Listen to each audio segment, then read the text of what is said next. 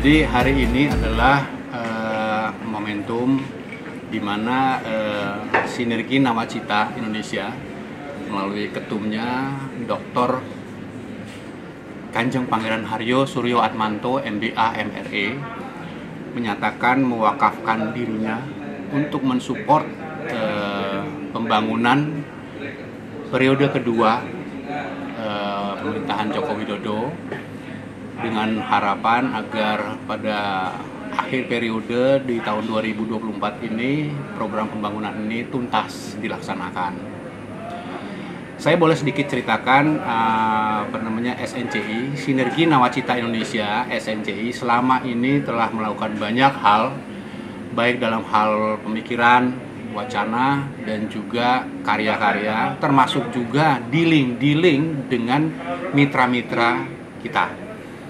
Di kita ada 48 organisasi yang membawahi ribuan individu, baik ilmuwan, teknokrat, mantan pejabat, pengusaha, dan juga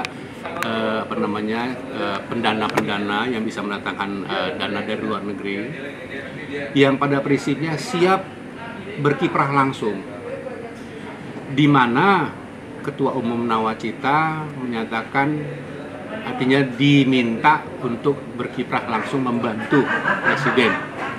Nah, selama ini terus terang Sinergi Nawacita Indonesia tidak pernah langsung terlibat dalam kegiatan pembangunan. Selama ini SNC hanya berkiprah dalam hal wacana pembangunan, pemikiran, masukan. Tapi melihat kepada kendala pembangunan yang saat ini dihadapi oleh pemerintah, yang kita sudah tahu bersama-sama bahwa pandemi COVID-19 ini sangat membuat kiprah pembangunan ini menjadi terkendala.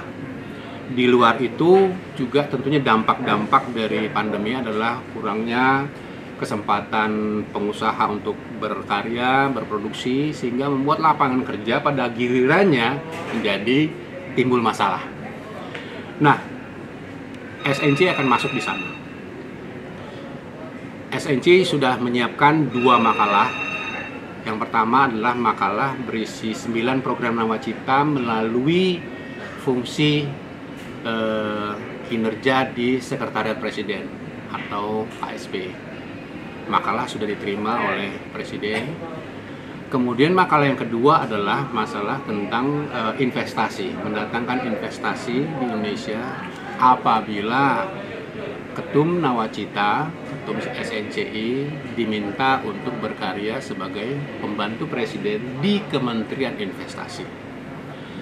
Saya mau sampaikan langsung dana yang sudah MOU, tadi saya sudah nanti bisa saya sharingkan gambarnya. MOU yang sudah ditandatangani dan ditembuskan kepada SNC ada kurang lebih diperkirakan mencapai 300 triliun yang sudah siap masuk ke Indonesia.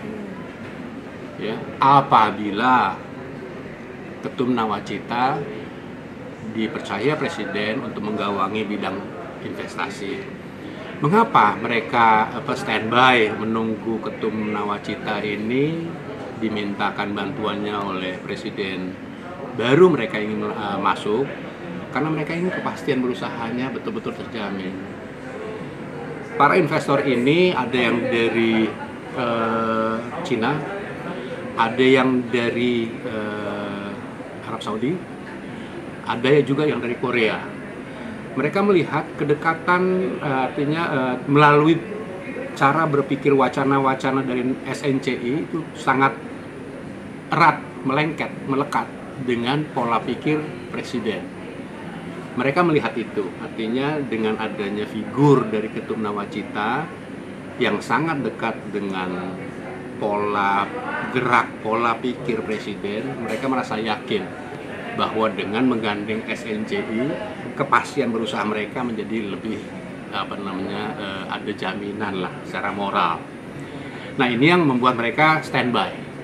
Tentunya akan sangat sayang kalau misalnya 300 kira-kira mendekati ya, kira-kira 300 triliun ini tidak bisa masuk apabila tanpa kehadiran Ketum Nawacita di kabinet. Nah ini pada saat ini hari ini Ketum Nawacita menyatakan secara resmi dan jelas bahwa Ketum Sinergi Nawacita Indonesia Dr. Kanjeng Pangeran Haryo Suryo Atmanto MBA MRI menyatakan siap apabila dimintakan bantuan oleh Presiden Joko Widodo sebagai pembantu presiden either di kementerian ataupun di kepala badan. Itu yang statement itu yang paling penting disampaikan dalam pertemuan hari ini.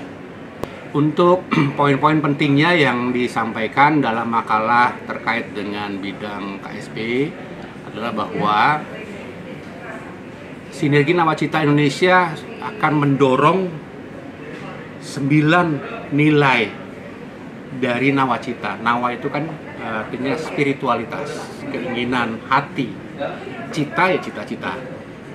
9 program inilah yang sekarang ini sedang dijalankan oleh Presiden Joko Widodo, dan itu berasal dari pemikiran-pemikiran di Sinergi Nawacita Indonesia. Nah, 9 program inilah yang didorong oleh SNC apabila dimintakan untuk membantu di KSP.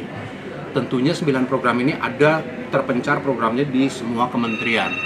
Nah, KSP nanti akan sinergi figur dari kepala KSP ini akan mendorong agar supaya semua yang selama ini menjadi hambatan pelaksanaan program pembangunan di kementerian-kementerian dapat dijembatani, sehingga Presiden hanya berpikir secara makro membuat kebijakan untuk kemudian nanti KSP akan mendorong ini betul-betul supaya terlaksana, dan nanti tentunya melalui deputi-deputi yang akan ditugaskan di sana. Itu untuk KSP. Kemudian yang kedua untuk makalah di Kementerian Investasi itu tadi proyek-proyek yang selama ini banyak terkendala karena pembiayaan. Kita kan sekarang sedang menghadapi kendala pembiayaan pembangunan yang luar biasa besar. Nah, dengan adanya kesiapan dari teman rekan-rekan di SNC ini dengan menggandeng funder dari luar negeri, tentunya ini menjadi sebuah solusi untuk bagaimana pembiayaan pembangunan ini bisa teratasi. Di samping itu juga tentunya bagaimana pengendalian dari proyek-proyek yang sekarang ini sudah berjalan. Contoh, BUMN karya ini kan sekarang sedang mengalami kendala dalam hal pembiayaannya. Nah, tentunya di dalamnya ada masalah-masalah yang perlu diselesaikan. Nah, di sana SNC akan hadir untuk mensolusikan masalah ini, baik melalui aspek manajemen maupun melalui aspek finansialnya. Nah, ini yang diharapkan pada kiranya menjadi semua program dari Nawacita Jilid 2 ini diharapkan bisa lebih mulus lagi berjalan. Pada kiranya adalah tentunya kemakmuran bangsa Indonesia, itu tujuannya. Jadi poin besarnya dari dana yang kita siapkan itu yang pertama adalah terkait dengan proyek-proyek yang macet untuk critical point dari kereta api Jakarta-Bandung. Satu. Kemudian yang kedua adalah di bidang energi terbarukan. Di bidang energi terbarukan yaitu bagaimana implementasi motor listrik, kendaraan listrik ini yang sekarang ini memang sedang digalakan oleh pemerintahan Joko Widodo untuk bagaimana bisa dimasalkan. Nah, ini kita sudah siapkan. Dan yang ketiga tentunya refinancing dari BUMN bidang karya tadi itu. Itu secara poin besarnya. Nah, kemudian untuk lebih mikro di bidang infrastruktur adalah satu, jalan tol Trans Sumatera. Artinya investor sudah siap untuk membantu di sana. Kemudian renewable power plant, jadi energi terbarukan. Yang saya katakan tadi, energi terbarukan ini akan didorong bukan hanya di bidang listrik, di bidang tenaga matahari, ya, kemudian angin, ini sudah siap masuk juga. Kemudian kawasan industri terpadu, ini sudah siap juga untuk masuk di Indonesia. Kemudian, ini totalnya kira-kira 17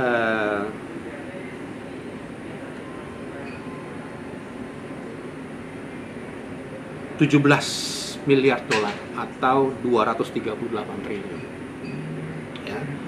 kemudian untuk yang satu lagi adalah di bidang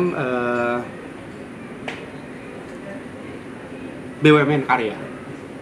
BUMN karya ini akan kita perkuat supaya dia lebih mandiri. Kemandirian di bidang perekonomian ini sangat penting untuk percepatan pembangunan, dan kita sudah siapkan teman-teman untuk membawa masuk dana 5 miliar dolar atau sekitar 70 triliun. Jadi 238 ditambah 70 kira-kira diperkirakan 300 triliun ini akan. Jadi SNC selalu bekerja sama seperti pola pikir dari Presiden, itu yang dapat diimplementasikan, bukan hanya wacana-wacana, tetapi yang memang betul-betul dapat diimplementasikan, ada terjangkau, real gitu loh, bukan hanya wacana teori saja. Dan di dalam pelaksananya nanti kita selalu mengacu kepada logika berpikir Presiden bahwa ini ada inputnya apa, kemudian outputnya apa, outcome-nya apa, impact-nya apa, semuanya terukur. Jadi di kita ini berpikirnya sama seperti logika berpikir Presiden. Jadi bukan hanya inputnya apa, outputnya apa, that's it. Itu yang banyak terjadi sekarang. Misalnya contohnya pembangunan bendungan katakanlah. Oke, ada inputnya pembangunan dilaksanakan, outputnya cuma just bendungan. Manfaatnya apa gitu? Ada nggak impact-nya yang dirasakan langsung oleh masyarakat sekitar? Mari kita ambil contoh yang lain lagi, jalan tol. Jalan tol di Kalimantan atau di Sumatera atau di Irian sudah selesai. Tapi impact-nya kepada perekonomian di sekitar situ apa? Ini yang kadang-kadang tidak fokus kepada kepentingan kemaslahatan masyarakat. Nah, SNC akan membenahi ini. Jadi bukan hanya sampai kepada terbatas pada output saya, tetapi bagaimana outcome-nya, bagaimana impact-nya. Ini kan semuanya terukur. Dan itu seperti itulah logika berpikir Bapak Presiden Joko Widodo. Nah, kita di sana. Nah, justru karena kita merasa punya potensi modal baik di dalam SDM jumlahnya maupun dalam hal kualitas SDM-nya, pemikiran-pemikirannya yang cukup didukung oleh banyak mantan pejabat, ilmuwan, teknokrat, profesor doktor banyak, dan juga pengusaha. Dan yang ketiga, kita juga sudah siap dengan dananya. Nanti kita bukan cuma wacana saja yang seolah-olah bombastis, tapi betul-betul harus bisa diimplementasikan. Ini yang kita mau dorong. Modal inilah kita mau dorong, dan kita sangat menunggu. Dan kita siap apabila Presiden menghendaki Ketum Nawacita, Sinergi Nawacita Indonesia dimintakan untuk menjadi pembantu beliau, SNC siap melepas ketum kami. Kementerian apapun itu tentunya Ketum SNC sudah menyiapkan program 100 hari pertama. Itu sudah standar SOP di SNC. Artinya tentunya kita sudah menyiapkan juga langkah-langkah bagaimana supaya Ketum SNC ini dipercaya oleh Presiden. Di antaranya adalah kita sudah bekerja duluan melalui pemikiran dan juga bermacam MOU yang sudah kami lakukan dengan banyak pihak baik dalam maupun luar negeri. Untuk kemudian yang selanjutnya adalah kami menyiapkan yang disebut dengan buku mahakarya. Buku mahakarya inilah yang sudah kami sampaikan, deliver, dan sudah diterima oleh Presiden. 2 mahakarya. Dan yang terakhir adalah tentunya perlu mensosialisasikan program-program yang bakal dilakukan oleh Ketum SNCI melalui media massa. Itu langkah-langkah.